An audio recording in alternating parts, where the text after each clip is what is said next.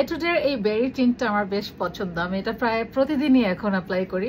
এটা একটা water tint, এটা আমি সব জায়গায় অ্যাপ্লাই করি, গালে, ঠোঁটে, চিবুকে, সব জায়গায়। সো আমি ফার্স্টে হচ্ছে এটা কিভাবে অ্যাপ্লাই করে দেখাচ্ছি তোমাদেরকে যে আসলে এই কালারটা যে কত সুন্দর। এটা হচ্ছে আমি সবসময় একটা বেরি কালার পছন্দ করি, কারণ আমার স্কিন টোন অনুযায়ী বেরি কালার আমাকে সবচেয়ে ভালো স্যুট করে।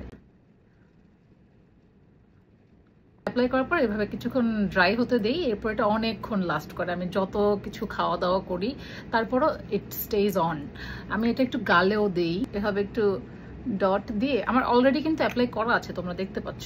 আরেকবার তারপরে অ্যাপ্লাই করে দেখিয়ে দিচ্ছি, যেহেতু এটা একটা ওয়াটারি টিন্ট তাই তাড়াতাড়ি করে ব্লেন্ড করতে হবে। আমি ইউজুয়ালি হাত দিয়ে ব্লেন্ড করা প্রেফার করি। এইভাবে আমি অ্যাপ্লাই করে এরকম একটা ডগিউ শেপ করে তারপর বের হয়ে যায়, একটু নাকের উপর দিই। প্রায় সারাদিন লাস্ট করে যাবে, কিচ্ছু হবে না।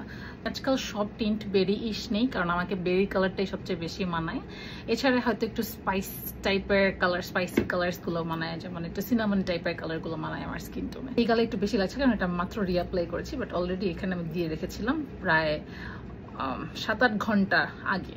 এখনো দেখা যাচ্ছে আমি অনেক ঘেমেছি, ফেস অয়েলি হয়েছে। This is a new find for me, আমার খুব ভালো লাগছে।